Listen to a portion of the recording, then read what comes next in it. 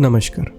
अगर आपकी गर्दन के पीछे काला दाग है जो साबुन से नहीं जा रहा, पेट में फैट यानी चर्बी जमा हो रही है, जो एक्सरसाइज कर रहे हो, खाना भी कंट्रोल में है लेकिन ये फैट नहीं जा रहा, खाना खाते हो और आधे घंटे के बाद में इतनी नींद आती है कि आंखें बंद होने लगती हैं, और इन सब चीज़ों के साथ में अगर आप फीमेल है जिनके पीरियड्स इरेगुलर है और उन्हें पिंपल्स भी आ रहे हैं जो एंटीबायोटिक से भी सही तरह से ठीक नहीं हो रहे, तो ये सब चीज़ें अलग अलग प्रॉब्लम्स नहीं हैं। ये एक ही चीज़ का साइन है जिसे हम कहते हैं इंसुलिन रेजिस्टेंस। और सबसे इम्पोर्टेंट बात, ये कई सारे लोग फेस कर रहे हैं और उन्हें पता ही नहीं कि उन्हें क्या हो रहा है। मैं हूं doctor Shadab Khan, MD homeopath, और आज हम समझेंगे इंसुलिन रेजिस्टेंस क्या होता है, कैसे पहचानें और क्या करना चाहिए। तो ये सब चीज़ें एक साथ क्यों हो रही है? हमारे नेक पे दाग हो गया, पेट पे फैट हो गया, नींद इतनी क्यों आ रही है, पिंपल्स क्यों आ रहे हैं, इनमें कनेक्शन क्या है? चलिए समझते हैं। जब भी आप कुछ खाते हैं, रोटी, चावल, ब्रेड, बिस्किट, चाय, आपका पैनक्रिया एक हार्मोन रिलीज करता है, इसका नाम है इंसुलिन। इसका एक ही काम है, ब्लड में जो ग्लूकोज है उसे बॉडी के सेल्स के अंदर डालना, ताकि सेल्स उस ग्लूकोज से एनर्जी बना सके। अब एक चीज़ सोचिए, सेल एक घर है और इंसुलिन उस घर की चाबी। नॉर्मल कंडीशन में जब हम चाबी लगाते हैं, दरवाज़ा खुलता और ग्लूकोज अंदर जाता है और उससे एनर्जी बनती है, सिंपल। लेकिन एक वक्त आता है जब ये चाबी घिसने लगती है, दरवाज़ा उतनी आसानी से नहीं खुलता, तो पैनक्रिया सोचता है ज़्यादा चाबियाँ भेजता हूँ, और वो ज़्यादा इंसुलिन को रिलीज़ करता है। कुछ टाइम के लिए तो ये काम चलता है, लेकिन धीरे धीरे दरवाज़ा और टाइट हो जाता है, इंसुलिन और ज़्यादा भेजना पड़ता है, और इसे ही हम कहते हैं इंसुलिन रेजिस्टेंस। इसमें सेल्स इंसुलिन को सही तरह से रिस्पॉन्ड नहीं करता, और जब हमारे ब्लड में इंसुलिन का लेवल हमेशा के लिए हाई रहता है, तब बॉडी में एक प्रोसेस शुरू होती है। मैं इस प्रोसेस को कहता हूँ इंटरनल रस्टिंग। जैसे लोहे को लगातार नमी मिलती रहती है तो बाहर से तो लोहा अच्छा दिखता है, लेकिन अंदर से सड़ना शुरू हो जाता है। उसी तरह से हाई इंसुलिन एग्जैक्टली यही करता है आपकी बॉडी के साथ में। हाई इंसुलिन की वजह से आपकी बॉडी में इन्फ्लामेशन बढ़ता है, हार्मोन्स डिस्टर्ब होते हैं और सेल्स की एफिशिएंसी गिरने लगती है। और ये सब इतना स्लोली होता है कि जब तक इसके साइंस दिखते हैं ना, तो ये प्रोसेस पहले से काफ़ी आगे जा चुकी होती है। अब ये क्यों होता है? देखिए, इसका रीज़न्स बहुत आसान है, हम सबको पता है, लेकिन उसे ठीक करते बहुत कम लोग हैं। तो मेन रीज़न क्या है इसका? हर रोज़ जो आप रिफाइंड चीज़ें खा रहे हैं, मैदा हो गया, राइस हो गया, बिस्किट्स हो गए, शक्कर हो गई, फ्रूट जूस हो गए, ये सब चीज़ें ब्लड शुगर को बार बार बढ़ाते हैं, जिसकी वजह से पैनक्रिया को बार बार इंसुलिन भेजना पड़ता है, और एक वक्त के बाद में सिस्टम थकने लगता है। और इसके साथ में अगर आपका फिजिकल मूवमेंट ही कम है तो प्रॉब्लम और ज़्यादा बढ़ती है। क्या आपको पता है कि मसल बॉडी की सबसे बड़ी ग्लूकोज स्टोरेज यूनिट है, और मसल ग्लूकोज को यूटिलाइज करती है बिना इंसुलिन के हेल्प के। इसका मतलब जब मसल काम करती है तो इंसुलिन को थोड़ा रिलैक्स मिलता है कि भाई मेरा कुछ काम मसल तो कर रही है ना। लेकिन जब आप फिजिकल एक्सर्शन करते ही नहीं हो तो इंसुलिन को डबल काम करना पड़ता है, क्योंकि मसल का ग्लूकोज यूटिलाइज हो ही नहीं रहा है ना, मसल तो काम ही नहीं कर रही, और इससे आपका इंसुलिन रेजिस्टेंस या इंसुलिन और थकने लगता है। इसके अलावा एक और रीज़न है, वो है स्ट्रेस। जब हम लंबे समय तक के स्ट्रेस में रहते हैं तो स्ट्रेस में एक हार्मोन रिलीज होता है जिसे हम कॉर्टिजोल कहते हैं। कॉर्टिजोल ब्लड शुगर को बढ़ा के रखता है। तो जब स्ट्रेस आपकी डेली लाइफ का परमानेंट हिस्सा बन जाता है तो कॉर्टिजोल हमेशा बढ़ा हुआ रहता है, और ब्लड शुगर भी, और वो इंसुलिन को कॉन्स्टेंटली काम करना पड़ता है। इसके अलावा एक और रीज़न है, वो है हमारी नींद, जिस पे हम कभी ध्यान नहीं देते। क्या आपको पता है कि सिर्फ एक रात की ख़राब नींद के बाद ही आपकी इंसुलिन सेंसिटिविटी बहुत ज़्यादा गिर जाती है? इस पर कई सारी स्टडीज़ हुई है। जो लोग रेगुलरली 5 से 6 ही घंटा सोते हैं, इनका बॉडी धीरे धीरे स्लोली इंसुलिन रेजिस्टेंस होने लगता है। इसके अलावा फीमेल्स जो पीसीओडी फेस कर रहे हैं, उनके लिए एक सबसे इम्पोर्टेंट बात, पीसीओडी और इंसुलिन रेजिस्टेंस एक दूसरे के कॉम्प्लीमेंट्री है। यानी कि इंसुलिन रेजिस्टेंस से ही पीसीओडी होता है और पीसीओडी से ही इंसुलिन रेजिस्टेंस होता है। ये एक दूसरे को फीड करते हैं। आपको पता है कि पीसीओडी में मेल्स हार्मोन बढ़े हुए होते हैं जो आपके इंसुलिन रेजिस्टेंस को और बढ़ाते हैं, और इंसुलिन रेजिस्टेंस से मेल हार्मोन और ज़्यादा बढ़ते हैं फीमेल की बॉडी में। तो ये एक साइकिल है। इसीलिए हम जब पीसीओडी ट्रीट करते हैं तो हमें इंसुलिन सेंसिटिविटी को भी ठीक करना पड़ता है, इंसुलिन की रेजिस्टेंस को भी ठीक करना पड़ता है। बिना इंसुलिन रेजिस्टेंस ठीक किए आपका पीसीओडी पूरी तरह से ठीक नहीं हो सकता। एक सेकंड के लिए सोचिए, इसमें से कितने रीज़न एक साथ आपकी लाइफ में है। अब हम समझते हैं वो साइंस जो आपको बॉडी देती है कि भैया आपकी बॉडी में इंसुलिन का रेजिस्टेंस हो रहा है, और वो जो लोग इग्नोर करते हैं या गलत तरह से ट्रीट करने की कोशिश करते हैं। सबसे पहले तो आपकी बॉडी आपकी स्किन पे साइन देती है। क्या करेगी आपकी बॉडी? आपके नेक के यानी गर्दन के पीछे या आपके अंडर आर्म्स यानी बगल में या आपकी जांघों के एरिया में वहाँ की स्किन काली और थोड़ी मोटी सी होने लगेगी। इसे हम कहते हैं अकैंथोसिस नाइग्रिकन्स। ये डायरेक्टली हाई इंसुलिन का साइन है। इसमें इंसुलिन स्किल सेल्स को एबनॉर्मली मल्टीप्लाई करने का सिग्नल देता है और ये स्किन को और डार्क करते जाता है। अब आप इस पे स्क्रब करो, सोप बदलो, कुछ भी करो, जाएगा नहीं जब तक ये अंदर से ठीक ना हो। इसके अलावा क्या होगा, आपके चिन और जॉ लाइन पे बार बार एक्ने यानी पिंपल्स आएंगे जो एंटीबायोटिक से भी कम्प्लीटली ठीक नहीं होते और बार बार वापस आते हैं।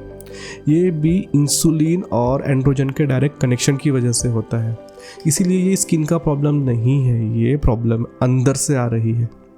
इसके अलावा और क्या साइन दिखेगा आपको?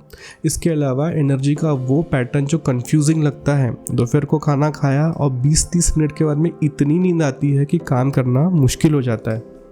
लगता है थकान है या ज़्यादा खाना खा लिया, लेकिन ये थकान नहीं रहती।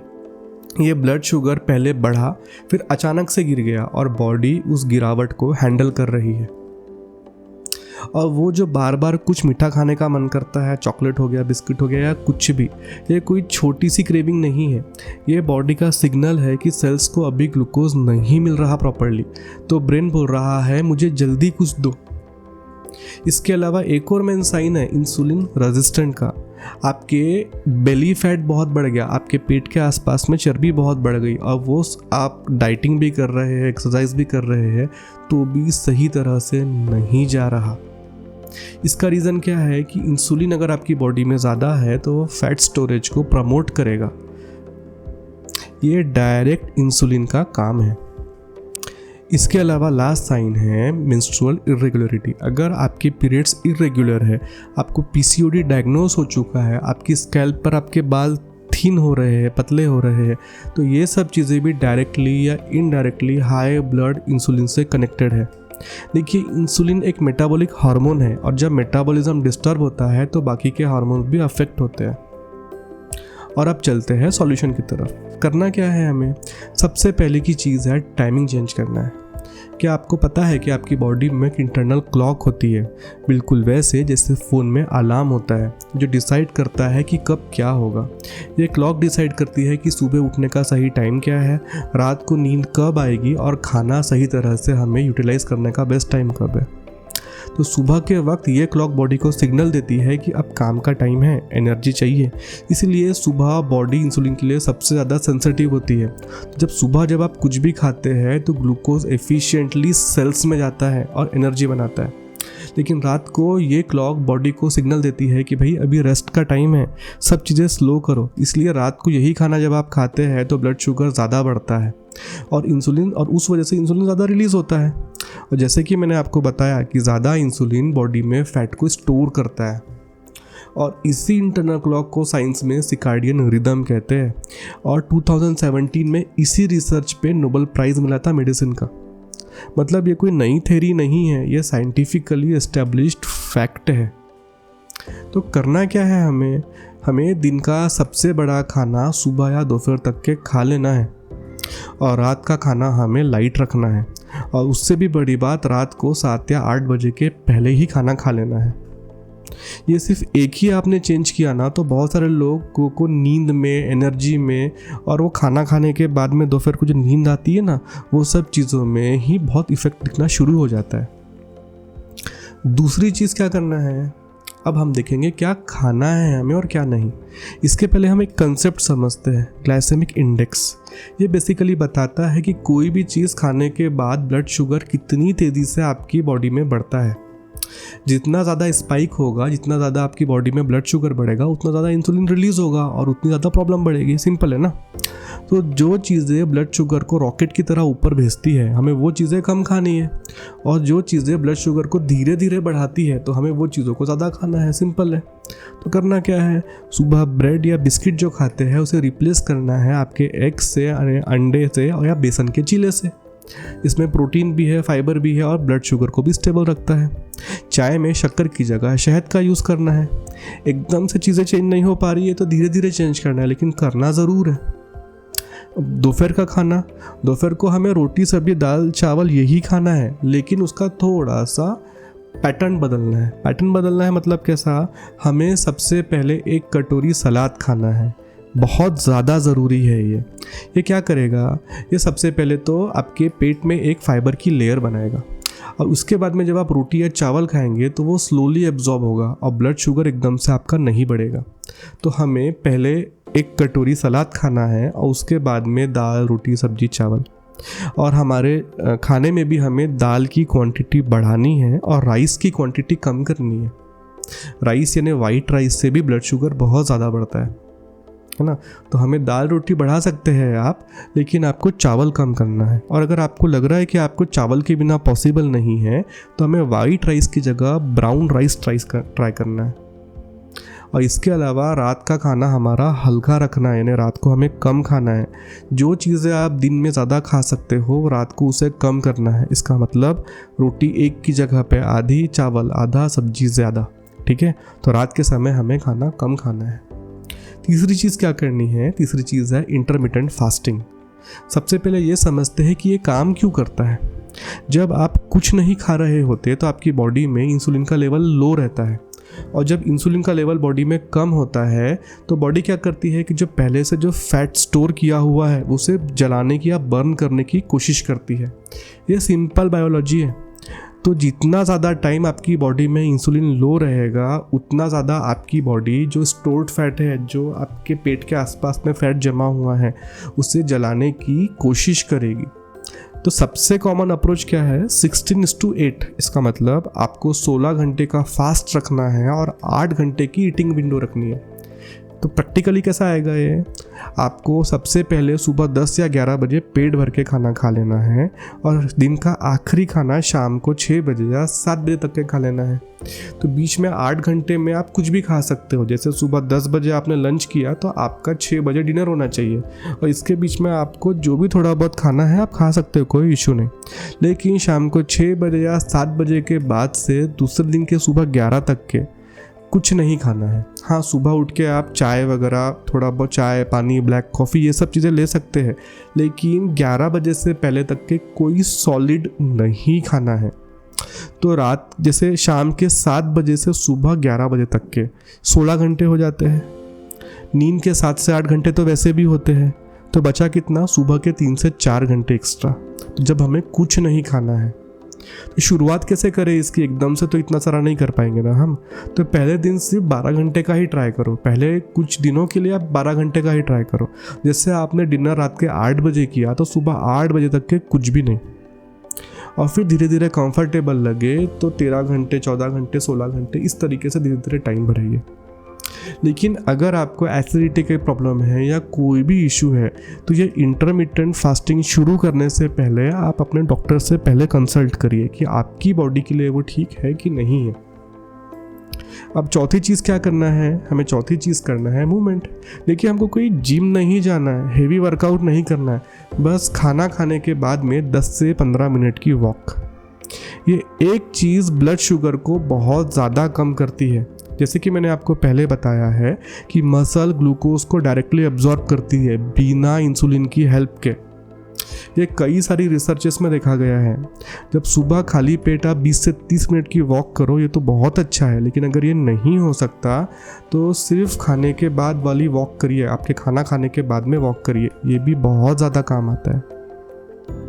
देखिए, जो नेक पे, आपकी बगल पे जो काले दाग है वो इंसुलिन रेजिस्टेंस का साइन है, और जो चीज़ें उसे बनाती है वो ब्लड में हमेशा हाई रहने वाला इंसुलिन। और जब इंसुलिन हाई रहता है तो स्किन सेल्स एबनॉर्मली मल्टीप्लाई होते हैं, और इसकी वजह से सब चीज़ें होती है। तो इसी वजह से हम ये सब चीज़ें जब करेंगे, जबकि टाइमिंग ठीक करेंगे, खाना सही खाएंगे, खाने के बाद में प्रॉपर एक्टिविटी करेंगे, तो आपकी बॉडी में इंसुलिन लेवल स्टेबल होने लगेगा। और जब वो इंसुलिन लेवल स्टेबल होने लगेगा तो वो जो एबनॉर्मल सिग्नल जो दे रहा है ना स्किन सेल्स को, वो मिलना ही कम हो जाएगा। तो इससे आपका जो पैच है वो और नहीं बढ़ेगा। तो आपका ये लाइफस्टाइल चेंज करने से जो पैच है, पैच बढ़ना रुक जाएगा, लेकिन जाने में वक्त लगेगा। और यहाँ होम्योपैथी का सबसे बड़ा रोल है। एलोपैथी में इंसुलिन रेजिस्टेंस को रिवर्स करने की कोई मेडिसिन नहीं है, लेकिन होम्योपैथी में हम इसे साइकोटिक मायज्म यानी ओवर ग्रोथ की टेंडेंसी कहते हैं। जब आप एक प्रॉपर लाइफस्टाइल चेंज के साथ एक प्रॉपर होम्योपैथिक मेडिसिन लेते हैं तो सिर्फ काला पैच रुकता नहीं है, वो अंदर से साफ होना शुरू होता है। और अगर इसके साथ आपको पीसीओडी है तो वो भी चीज़ें ठीक हो जाती है। देखिए, जब हमने ये वीडियो शुरू किया था तब एक सिंपल सवाल था, हमारे नेक पे काला पैच क्यों आता है, या हमारे पेट में चर्बी क्यों जम रही है, और वो सोप से क्यों नहीं जा रहा। अब पता चला वो पैच सिर्फ स्किन का मसला नहीं था, वो अंदर की एक पूरी कहानी का बाहर दिखने वाला हिस्सा था। इस वीडियो को उन लोगों के साथ शेयर किए जिन्हें इसकी ज़रूरत है। Thank you.